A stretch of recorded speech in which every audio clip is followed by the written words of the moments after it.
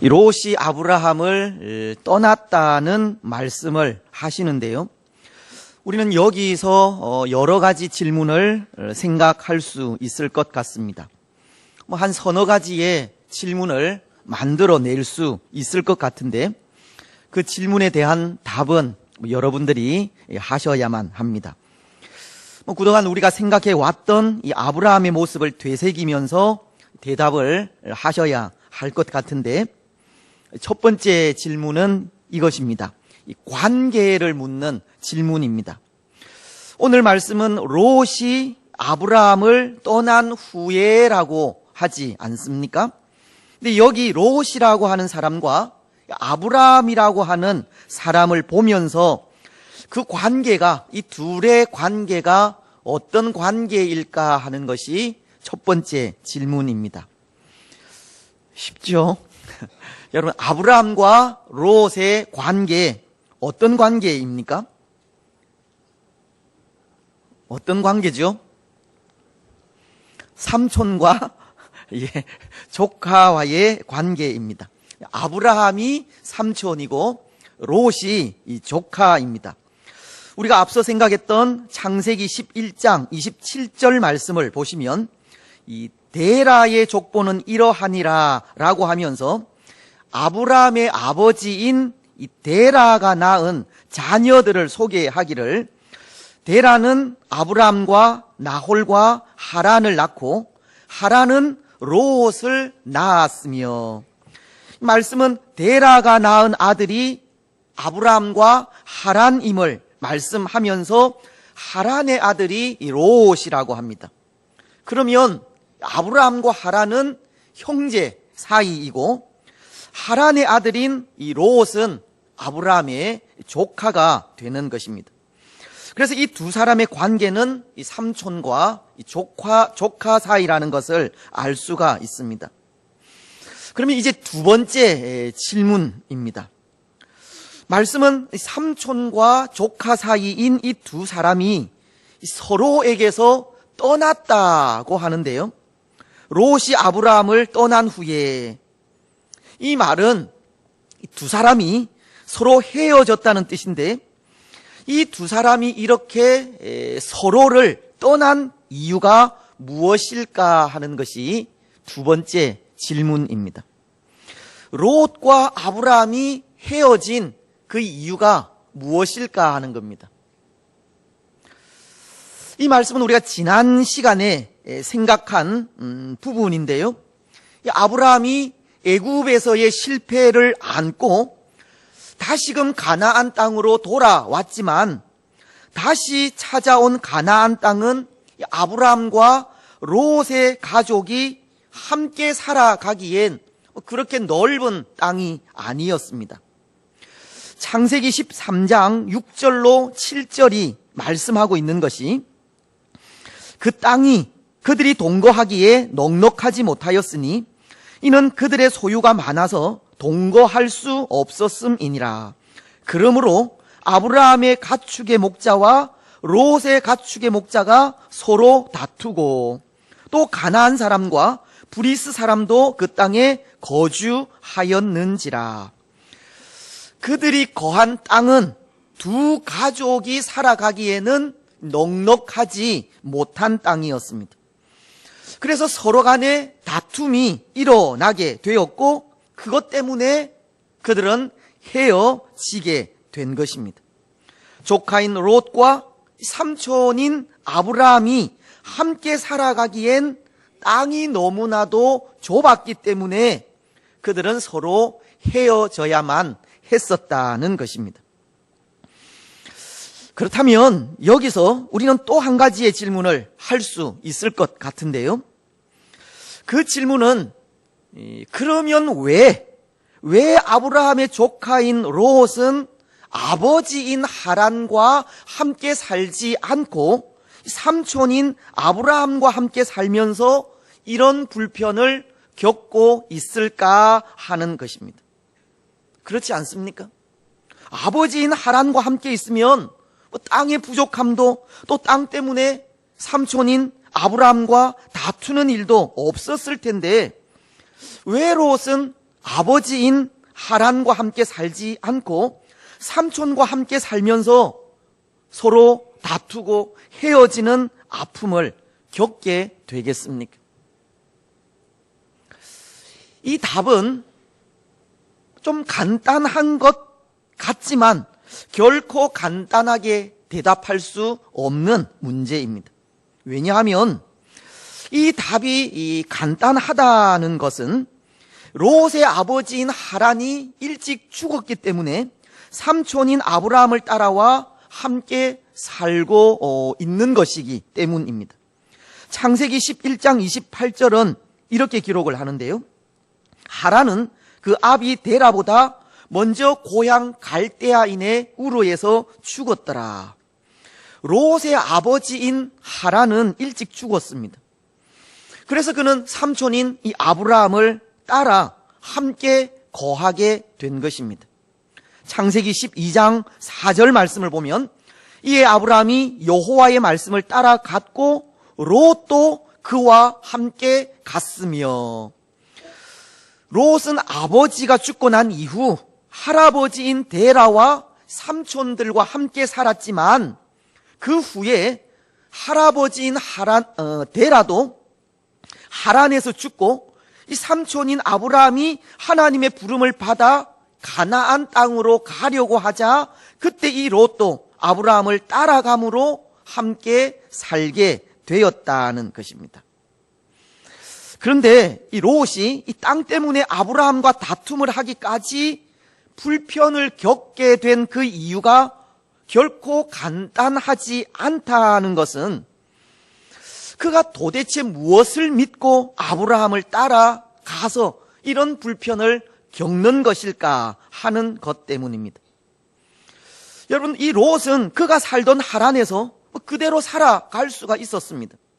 그에게도 가족이 있었고 삶이 있었기 때문에 굳이 이 아브라함을 따라서 가나안 땅으로 가지 않을 수 있었다는 겁니다. 그리고 당시 아브라함은 하나님의 부르심으로 갈 바를 알지 못하고 떠나는 길이었기 때문에 그 불확실한 길에 그가 함께 동행하지 않아도 되었다는 겁니다. 하지만 그는 삼촌인 아브라함을 따라갔습니다. 여러분, 왜 롯은 굳이 아브라함과 동행하지 않아도 될 길을 따라갔겠습니까? 여기 롯이 아브라함을 따라간 것도 아브라함이 하나님의 명령을 받고 단호하게 고향과 친척과 아버지의 집을 떠난 것에 비유가 되는데요. 롯도 그렇게 단호하게 아브라함을 따라간 이유가 무엇이겠느냐 하는 것입니다. 하나님과 함께하는 아브라함을 따라가야 그것이 복이라는 것을 알았기 때문입니다. 하나님의 사랑을 받는 아브라함을 자신의 삶의 모델로 삼고자 했기 때문입니다. 잠언서 13장 20절은 이렇게 기록을 하는데요. 지혜로운 자와 동행하면 지혜를 얻고 미련한 자와 사귀면 해를 받느니라. 이 롯은 하나님과 동행하는 사람을 따라가야 복을 얻게 된다는 것을 알았다는 겁니다. 그는 인생의 참된 복, 참된 지혜는 하나님께 있다는 것을 알았던 것입니다. 사랑하는 여러분, 그렇습니다. 우리 인생의 참된 복은 예수 그리스도와 동행하는 삶에 있습니다. 복의 근원이시고 지혜의 근본이신 하나님과 더불어 살아가는 길에 우리 인생의 참된 가치가 있는 겁니다. 영원한 생명이 있습니다. 그래서 오늘 우리도 길이요 진리요 생명이신 예수 그리스도와 더불어 살아가야 하고 예수 그리스도로 인하여 영원한 복을 누리며 살아가야 합니다. 여러분, 오늘 롯은 아브라함을 따라가야 복을 얻게 될 것을 알았고 그래서 지금껏 삼촌인 아브라함과 동행하며 살아가고 있었던 것입니다. 그런데 어떤 문제가 생기게 되었다는 겁니까? 롯과 아브라함이 함께 동거하면서 생기게 된 문제가 무엇이었습니까? 아브라함이 가는 길에 하나님께서 복을 내리셔서 아브라함도 롯도 많은 재물을 소유하게 되었지만, 많은 재물을 소유한 이 두 사람이 함께 살아가기에는 그들에게 주어진 땅이 너무나도 부족했다는 겁니다. 그래서 그 땅 때문에 두 사람의 가축을 돌보는 목자들끼리 서로 좋은 땅을 차지하려고 다투는 일이 생기게 되었고, 그 일로 이 두 사람은 어쩔 수 없이 헤어지게 된 것입니다. 그런데 여러분, 아브라함은 보십시오. 그는 조카인 롯과 헤어지면서 이 롯을 그냥 보내지 않습니다. 오늘 우리가 중점적으로 생각하고자 하는 부분 중에 하나가 이 부분이기도 한데요, 아브라함은 조카인 롯을 그냥 보내지 않았다는 겁니다.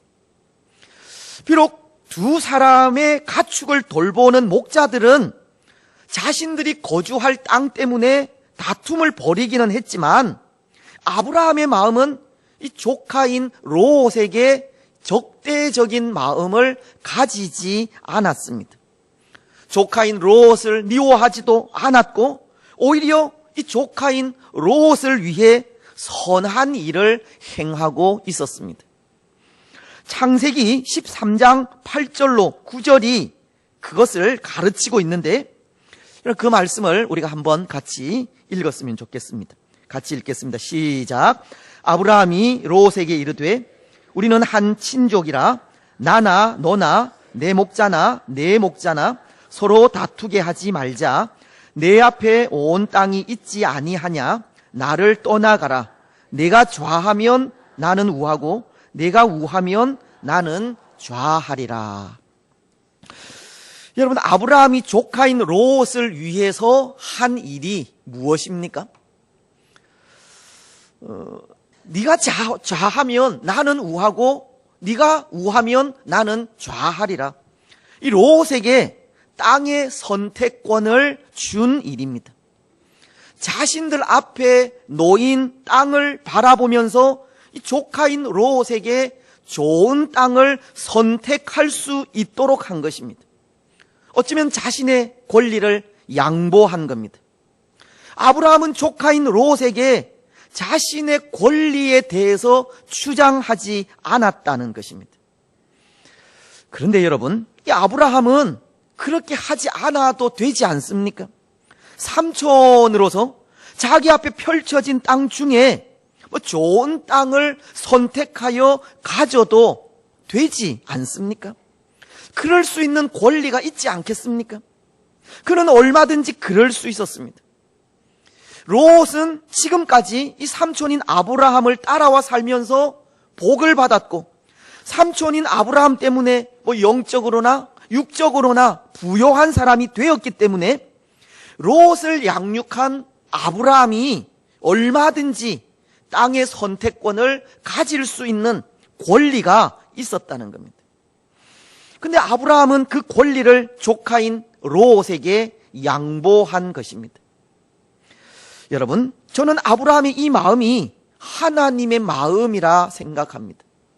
지난주일에도 말씀을 드렸지만 이 마음은 하나님의 마음입니다. 왜냐하면 하나님의 마음은 온갖 좋은 것을 주시고자 하는 마음이기 때문입니다. 야고보서를 보십시오.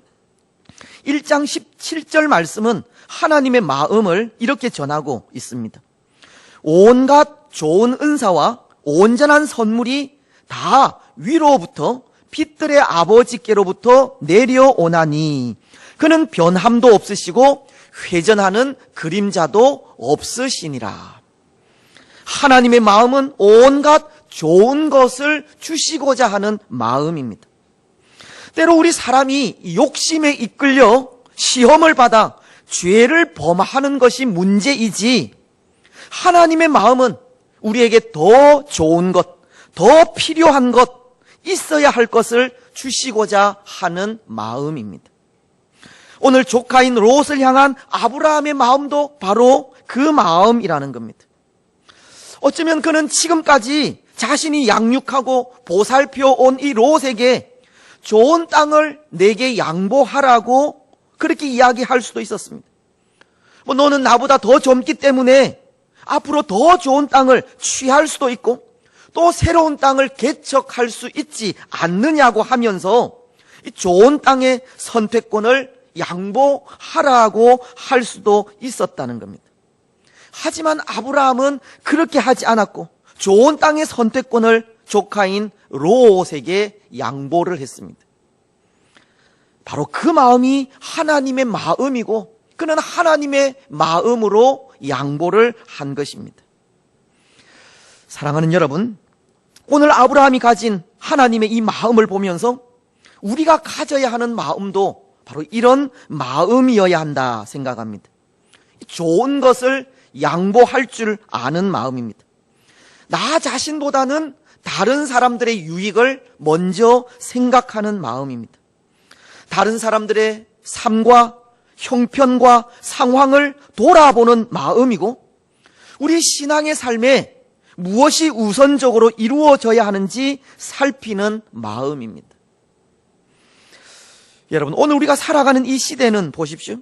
이 양보하는 마음이나 배려하는 마음이 사라져 가고 있습니다. 다른 사람들의 생각을 존중하는 마음이나 세워주는 마음은 찾아볼 수가 없습니다. 정말 도 아니면 모라는 마음으로 생각이 다르거나 의견이 다르면 함께 하려고 하는 생각도 하나가 되려고 하는 마음도 없습니다. 배척하고 멀리합니다. 나와 생각이 같으면 내 편이고 그렇지 않으면 다 적으로 생각하기도 합니다. 오늘 이 시대가 얼마나 삭막하고 편협한 시대인지 모른다는 겁니다. 물론 의견 차이는 있을 수 있습니다. 갈등도 있을 수 있습니다. 하지만 다른 생각이나 의견의 차이가 서로를 배척하고 멀리하게 하는 그런 이유가 되어서는 안 됩니다. 오히려 의견 차이나 다른 생각은 나 자신을 돌아보는 계기가 되어야 합니다. 갈라디아서 6장 4절로 5절이 각각 자기의 일을 살피라. 그리하면 자랑할 것이 자기에게는 있어도 남에게는 있지 아니하리니 각각 자기의 짐을 질 것이니라. 다른 사람들의 주장, 허물, 잘못을 바라보면서 혹 나에게는 그런 모습이 없는지를 살피라는 겁니다. 그리고는 나에게도 있을 수 있는 독선이나 잘못을 고치고 그 마음으로 또 다른 사람들을 향해서 나아가라는 것입니다. 그렇습니다. 그래서 오늘 우리는 이런 마음을 가졌으면 좋겠습니다. 나 자신을 돌아보는 마음입니다. 나의 생각을 너무 주장하려 하지 않는 마음이고 이기려고도 하지 않는 마음입니다. 문자 그대로 양보하는 마음을 가져야 한다는 겁니다. 우리는 이기려고 해서도 안 되고 가지려고 해서도 안 되며 내 것을 주장하려고 해서도 안 됩니다. 왜냐하면 이기려고 하다 보면 다툼이 생길 수밖에 없고 가지려고 하다 보면 부패해질 수밖에 없으며 주장하려고 하다 보면 하나됨을 잃어버리기 때문입니다. 여러분, 앞서도 잠시 말씀을 드렸지만 오늘 이 땅 위에 갈등이 무엇 때문에 생깁니까? 이기려고 하기 때문입니다. 이기기 위해서 내 것을 주장하고 이기기 위해 양보하지 않으니 이 갈등이 오고 다툼이 생길 수밖에 없습니다. 오늘 이 땅에서 일어나는 부패한 모습들도 보십시오. 더 많이 가지려고 하니 부패해질 수밖에 없는 겁니다. 많이 가지려고 사람을 속이고 많이 가지려고 거짓을 행하며 많이 가지려고 부정을 저지르니 이 땅은 부패할 수밖에 없다는 겁니다. 그래서 오늘 우리는 이기려고도 하지 말고 가지려고도 하지 말며 내 것을 주장하지도 말아야 합니다. 이기려고 하기보다는 지는 삶, 양보하는 삶을 살아야 하고 가지려고 하기보다는 주는 삶을 살아야 하며 주장하려 하기보다는 인정하고 받아주는 삶을 살아가야 됩니다. 사도행전에서 사도 바울이 그런 말씀을 하지 않았습니까? 주는 것이 받는 것보다 복이 있다 하심을 기억하여야 할지니라. 바울은 예수님께서 친히 하신 이 말씀을 인용하면서 주는 것이 받는 것보다 복되다고 했습니다.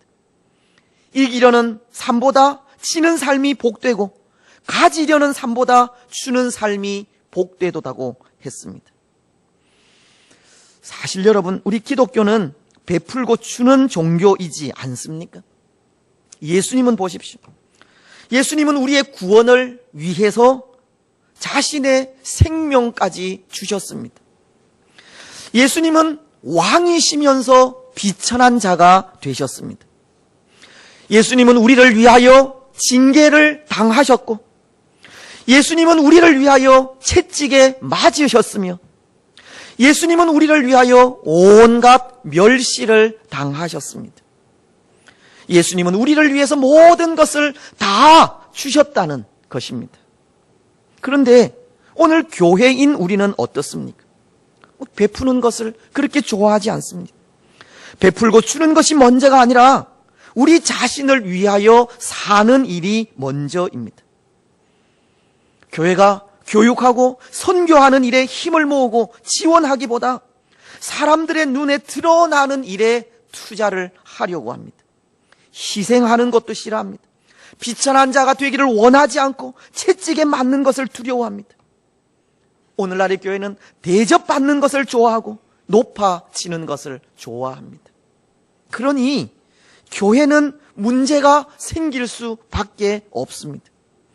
예수님은 주는 자가 복되다고 하셨고 지는 자가 이기는 자라고 했는데 이기려고만 하고 베풀지는 않으면서 대접만 받으려고 하니 문제가 생길 수밖에 없다는 것입니다. 교회는 부패해져 가고 성장이 아니라 퇴보해 가는 것입니다. 그런데 여러분, 하나님의 말씀은 한 알의 밀이 땅에 떨어져 썩으면 많은 열매를 맺는다고 했습니다. 한 알의 밀알이 땅에 떨어져 썩는다는 것은 희생을 의미하고 양보를 의미합니다. 베풀고 주는 것을 의미합니다. 교회는 희생하고 양보할 때 많은 열매를 맺을 수 있다는 겁니다. 베풀고 나누어 줄 때 교회는 성장해 간다는 것입니다. 사랑하는 여러분, 오늘 우리는 땅에 떨어져 죽는 한 알의 밀알이 되시기를 바랍니다. 이기려는 것보다 지는 삶을 사시고 가지려는 것보다 주는 삶을 사시기 바랍니다. 주장하는 삶보다 다른 사람들을 인정하고 높여주며 다른 사람들의 의견을 들어주는 삶을 사시기를 바랍니다. 그래서 한 알의 밀알이 땅에 떨어져 죽을 때, 썩을 때 많은 열매를 맺듯이 오늘 우리의 희생, 우리의 양보, 우리의 베풀미 많은 열매로 나타나는 은혜가 있기를 축복합니다. 여러분, 오늘 아브라함도 보십시오. 아브라함도 그런 것 같습니다. 아브라함도 조카인 롯을 향해 한 알의 밀알이 되었고, 그가 그렇게 한 알의 밀알이 되었을 때 하나님으로부터 많은 열매를 약속받게 됩니다. 오늘 우리가 읽었던 14절은 이렇게 말씀하시기 때문입니다. 롯이 아브라함을 떠난 이후에 하나님께서 아브라함에게 찾아오셔서 하신 약속의 말씀인데요.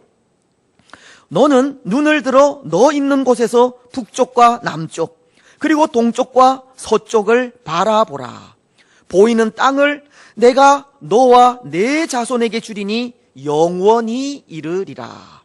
또 17절 말씀은 너는 일어나 그 땅을 종과 횡으로 두루 다녀보라. 내가 그것을 내게 주리라. 하나님은 아브라함에게 실로 엄청난 약속을 하셨습니다. 땅의 복, 자손의 복을 영원히 이루게 하시겠다는 약속을 하셨기 때문입니다. 여러분, 이 말씀을 한번 생각해 보십시오. 특히 14절 말씀에서 가르치는 너는 눈을 들어 너 있는 곳에서 북쪽과 남쪽 그리고 동쪽과 서쪽을 바라보라. 이 말씀을 생각해 보십시오.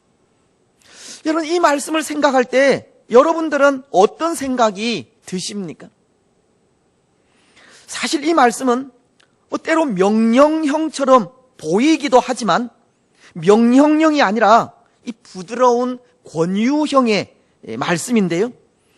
조카인 롯이 떠난 이후에 아브라함의 그 허전하고 아픈 마음을 하나님께서 위로하시면서 그가 행한 선한 일에 보답하시듯 약속하신 말씀입니다. 그런데 이 말씀 속에는 이런 의미가 들어 있습니다. 구체적인 목적을 가지고 주의 깊게 바라보라고 하는 의미입니다. 하나님께서 아브라함 너를 통해서 어떤 일을 할 것인가를 마음속에 깊이 생각하고 그리고 너의 눈을 들어서 그 마음으로 그 땅들을 바라보라고 하는 의미입니다. 때로 인간적인 생각이나 사람의 눈만으로 바라보지 말라는 겁니다.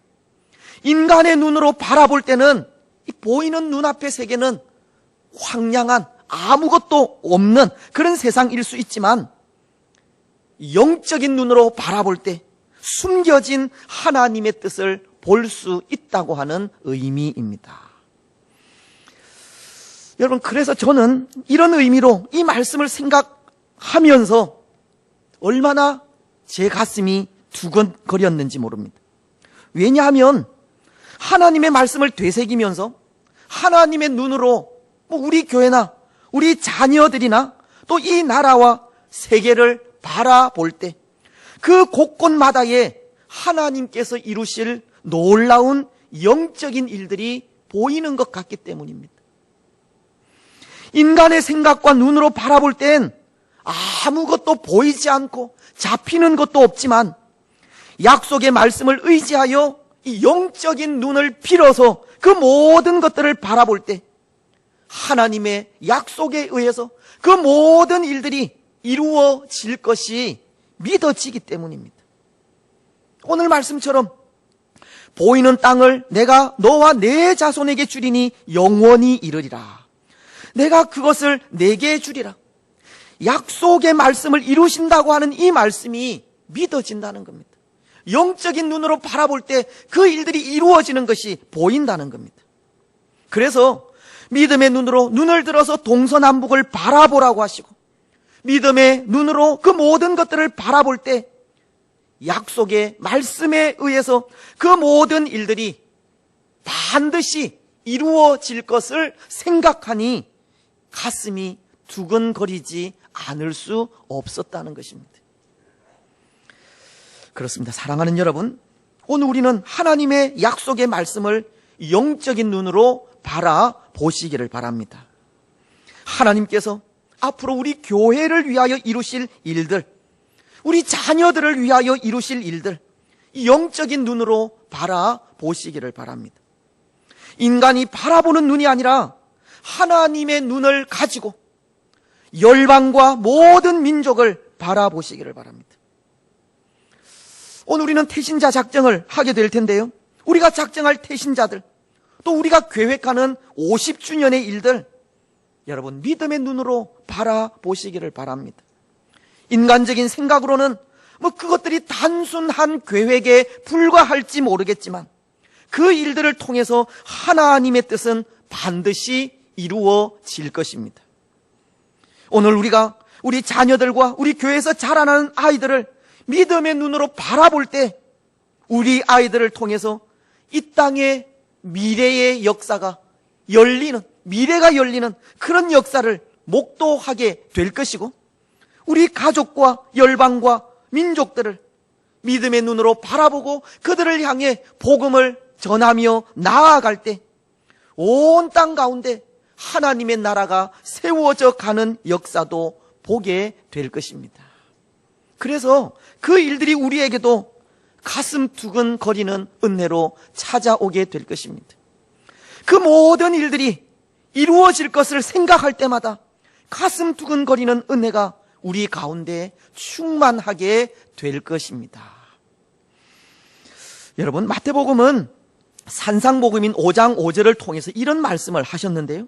온유한 자는 복이 있나니 그들이 땅을 기업으로 받을 것임이요. 오늘 하나님은 아브라함을 위로하시며 그의 눈을 들라고 하셨고, 눈을 들어보는 그 모든 땅을 기업으로 받으리라고 약속하신 것과 같은 말씀입니다. 그의 조카인 롯에게 자신의 권리를 양보하고 희생한 온유한 사람 아브라함에게 하나님은 땅을 기업으로 주시겠다는 약속을 하시는 가슴 두근거림을 주신 것입니다. 사랑하는 여러분, 하나님의 약속은 분명합니다. 약속의 말씀을 따라 행하는 자는 분명히 약속된 것을 받게 된다는 것입니다.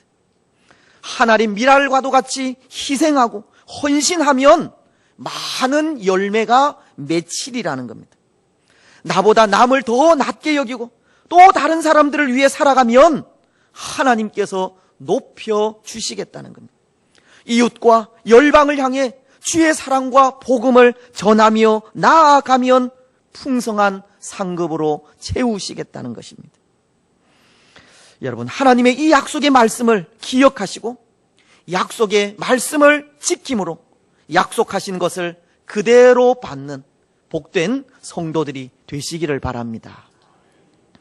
이제 말씀을 맺겠습니다. 사랑하는 여러분, 오늘 하나님께서 우리에게 주시는 말씀은 분명합니다. 길이요 진리요 생명이신 예수 그리스도와 더불어 살아가는 삶은 영원한 생명이 주어진다는 것입니다. 하나님의 마음으로 희생하며 헌신하는 삶은 많은 열매를 맺게 된다는 것입니다. 영적인 눈으로 세상을 바라볼 때 하나님께서 이루시는 역사를 목도하게 될 것이라는 겁니다.